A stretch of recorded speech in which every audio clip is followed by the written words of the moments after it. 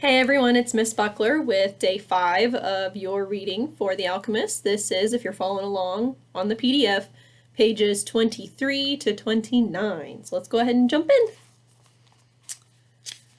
The boy had been working for the crystal merchant for almost a month, and he could see that it wasn't exactly the kind of job that would make him happy. The merchant spent the entire day mumbling behind the counter, telling the boy to be careful with the pieces and not to break anything. But he stayed with the job because the merchant, although he was an old grouch, treated him fairly. The boy received a good commission for each piece he sold, and had already been able to put some money aside. That morning he had done some calculating. If he continued to work every day as he had been, he would need a whole year to be able to buy some sheep. "I'd like to build a display case for the crystal," the boy said to the merchant. "We could place it outside and attract those people who pass at the bottom of the hill." "I've never had one before," the merchant answered. "People will pass by and bump into it, and pieces will be broken." "Well, when I took my sheep through the field, some of them might have died if we had come upon a snake, but that's the way life is with sheep and with shepherds." The merchant turned to a customer who wanted 3 crystal glasses. He was selling better than ever, as if time had turned back to the old days when the street had been one of Tangier's major attractions. "Business has really improved," he said to the boy after the customer had left. "I'm doing much better, and soon you'll be able to return to your sheep. Why ask more out of life?" "Because we have to respond to omens," the boy said, almost without meaning to. Then he regretted what he had said, because the merchant had not met the king. "It's called the principle of favorability, beginner's luck, because life wants you to achieve your destiny," the old king had said. But the merchant understood what the boy had said. The boy's very presence in the shop was an omen, and as time passed and money was pouring into the cash drawer, he had no regrets about having hired the boy. The boy was being paid more money than he deserved, because the merchant, thinking that sales wouldn't amount to much, had offered the boy a high commission rate. He had assumed he would soon return to his sheep. "Why do you want to go to the pyramids?" he asked, "to get away from the business of the display." "Because I've always heard about them," the boy answered, saying nothing about his dream. The treasure was now nothing but a painful memory, and he tried to avoid thinking about it. "I don't know anyone around here who would want to cross the desert just to see the pyramids," said the merchant. "They're just a pile of stones. You could build one in your backyard." "You've never had dreams of travel," said the boy, turning to wait on a customer who had entered the shop. 2 days later, the merchant spoke to the boy about the display. "I don't much like change," he said. "You and I aren't like Hassan, the rich merchant. If he makes a buying mistake, it doesn't affect him much, but we two have to live with our mistakes." That's true enough, the boy thought, ruefully. "Why did you think we should have the display?" "I want to get back to my sheep faster. We have to take advantage when luck is on our side, and do as much to help it as it's doing to help us. It's called the principle of favorability, or beginner's luck." The merchant was silent for a few moments. Then he said, "The Prophet gave us the Quran and left us just 5 obligations to satisfy during our lives. The most important is to believe only in the one true God. The others are to pray 5 times a day, fast during Ramadan, and be charitable to the poor." He stopped there. His eyes filled with tears as he spoke of the Prophet. He was a devout man, and even with all his impatience, he wanted to live his life in accordance with Muslim law. "What's the 5th obligation?" the boy asked. 2 days ago you said that I had never dreamed of travel," the merchant answered. "The 5th obligation of every Muslim is a pilgrimage. We are obliged, at least once in our lives, to visit the holy city of Mecca. Mecca is a lot farther away than the pyramids. When I was young, all I wanted to do was put together enough money to start this shop. I thought that someday I'd be rich and could go to Mecca. I began to make some money, but I could never bring myself to leave someone in charge of the shop. The crystals are delicate things. At the same time, people were passing my shop all the time, heading for Mecca. Some of them were rich pilgrims, traveling in caravans with servants and camels, but most of the people making the pilgrimage were poorer than I. All who went there were happy at having done so. They placed the symbols of the pilgrimage on the doors of their houses. One of them, a cobbler who made his living mending boots, said that he had traveled for almost a year through the desert, but that he got more tired when he had to walk through the streets of Tangier buying his leather." "Well, why don't you go to Mecca now?" asked the boy. "Because it's the thought of Mecca that keeps me alive. That's what helps me face these days that are all the same, these same mute crystals on the shelves and lunch and dinner at that same horrible cafe. I'm afraid that if my dream is realized, I'll have no reason to go on living. You dream about your sheep and the pyramids, but you're different from me because you want to realize your dreams. I just want to dream about Mecca. I've already imagined 1,000 times crossing the desert, arriving at the plaza of the sacred stone, the 7 times I walk around it before allowing myself to touch it. I've already imagined the people who would be at my side, and those in front of me, and the conversations and prayers we would share. But I'm afraid that it would all be a disappointment, so I prefer just to dream about it. That day the merchant gave the boy permission to build the display. Not everyone can see his dreams come true in the same way.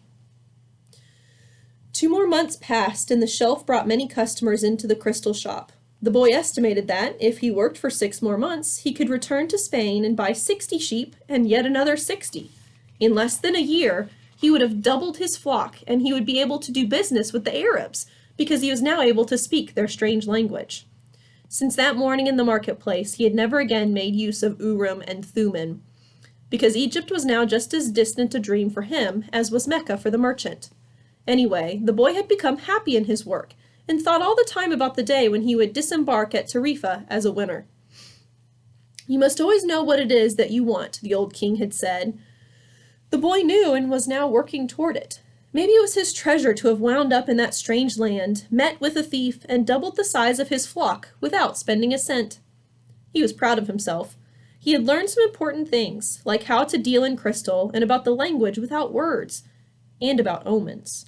One afternoon he had seen a man at the top of the hill complaining that it was impossible to find a decent place to get something to drink after such a climb. The boy, accustomed to recognizing omens, spoke to the merchant. "Let's sell tea to the people who climb the hill." "Lots of places sell tea around here," the merchant said. "But we could sell tea in crystal glasses. The people will enjoy the tea and want to buy the glasses. I have been told that beauty is the great seducer of men." The merchant didn't respond, but that afternoon, after saying his prayers and closing the shop, he invited the boy to sit with him and share his hookah, that strange pipe used by the Arabs. "What is it you're looking for?" asked the old merchant. "I've already told you. I need to buy my sheep back, so I have to earn the money to do so." The merchant put some new coals in the hookah and inhaled deeply. "I've had this shop for 30 years. I know good crystal from bad, and everything else there is to know about crystal. I know its dimensions and how it behaves. If we serve tea in crystal, the shop is going to expand, and then I'll have to change my way of life." "Well, isn't that good? I'm already used to the way things are. Before you came, I was thinking about how much time I had wasted in the same place, while my friends had moved on and either went bankrupt or did better than they had before. It made me very depressed. Now I can see that it hasn't been too bad. The shop is exactly the size I always wanted it to be. I don't want to change anything because I don't know how to deal with change. I'm used to the way I am." The boy didn't know what to say.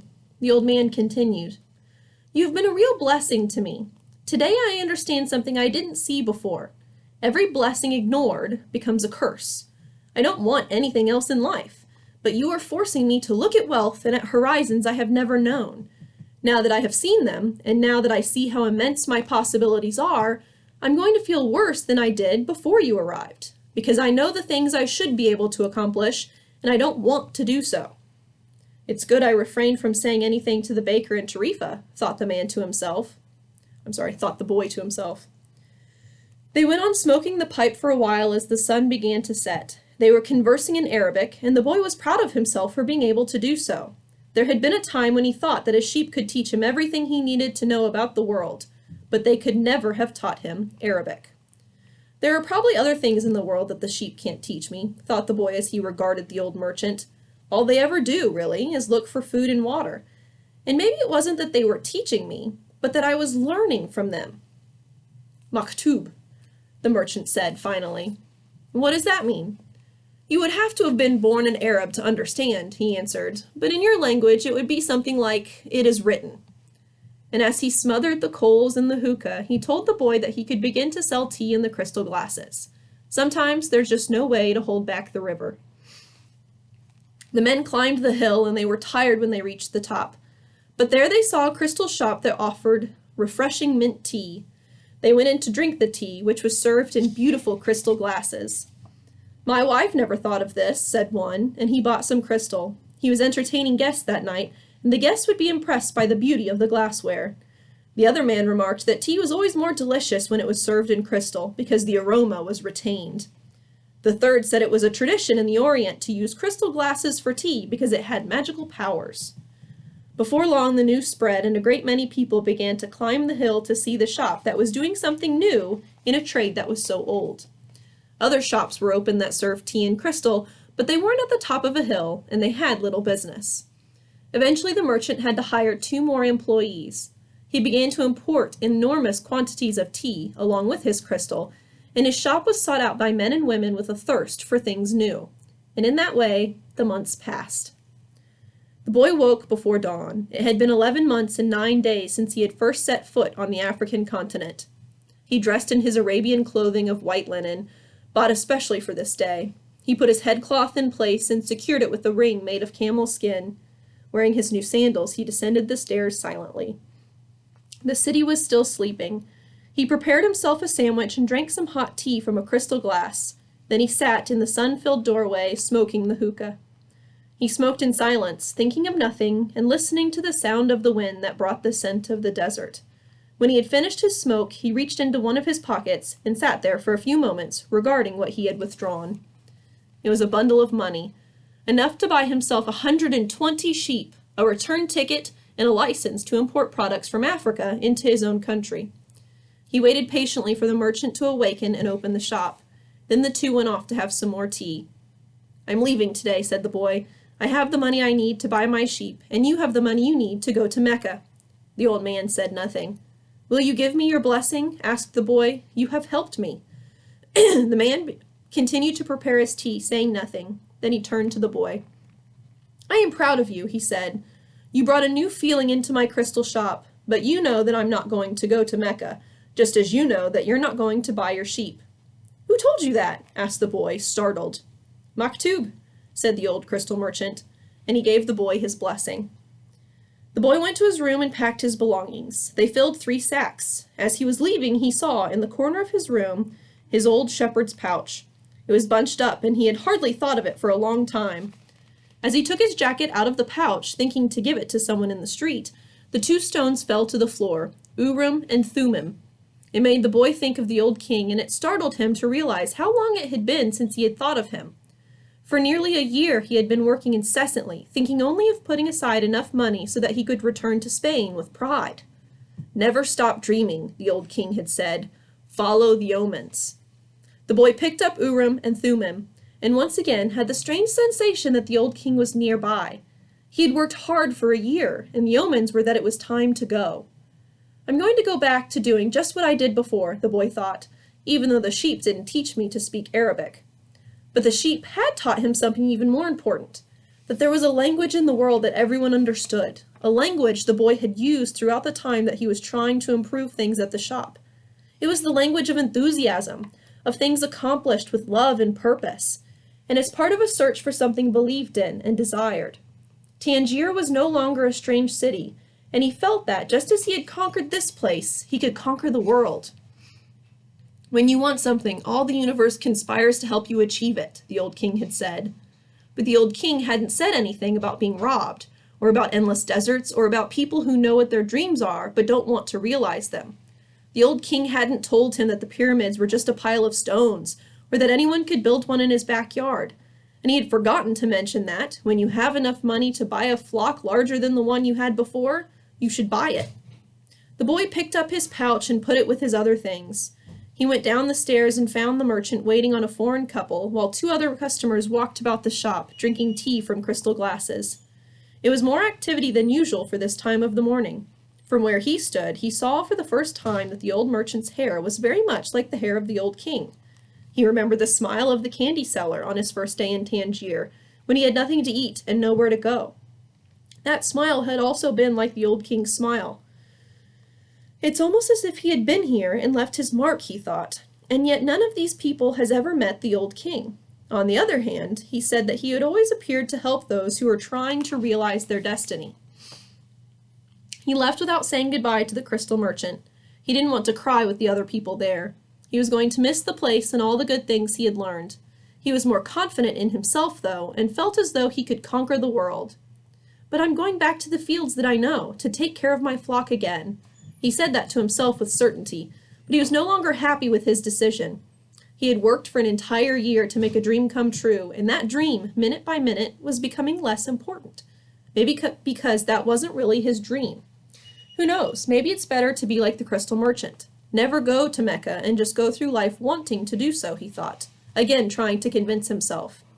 But as he held Urim and Thummim in his hand, they had transmitted to him the strength and will of the old king. By coincidence, or maybe it was an omen, the boy thought, he came to the bar he had entered on his first day there. The thief wasn't there, and the owner brought him a cup of tea. I can't always go back to being a shepherd, the boy thought. I learned how to care for sheep, and I hadn't forgotten how that's done. But maybe I'll never have another chance to get to the pyramids in Egypt. The old man wore a breastplate of gold, and he knew about my past. He really was a king, a wise king. The hills of Andalusia were only 2 hours away, but there was an entire desert between him and the pyramids. Yet the boy felt that there was another way to regard his situation. He was actually 2 hours closer to his treasure. The fact that 2 hours hadn't stretched into an entire year didn't matter. I know why I want to get back to my flock, he thought. I understand sheep. They're no longer a problem, and they can be good friends. On the other hand, I don't know if the desert can be a friend, and it's in the desert that I have to search for my treasure. If I don't find it, I can always go home. I finally have enough money, and all the time I need. Why not? He suddenly felt tremendously happy. He could always go back to being a shepherd. He could always become a crystal salesman again. Maybe the world had other hidden treasures, but he had a dream and he had met with a king. That doesn't happen to just anyone. He was planning as he left the bar. He had remembered that one of the crystal merchant's suppliers transported his crystal by means of caravans that crossed the desert. He held Urim and Thummim in his hand. Because of those 2 stones, he was once again on the way to his treasure. I am always nearby when someone wants to realize their destiny, the old king had told him. What could it cost to go over to the supplier's warehouse and find out if the pyramids were really that far away? All right, guys, don't forget to check out the agenda for all your assignments and make sure you're doing your vocabulary. Thanks.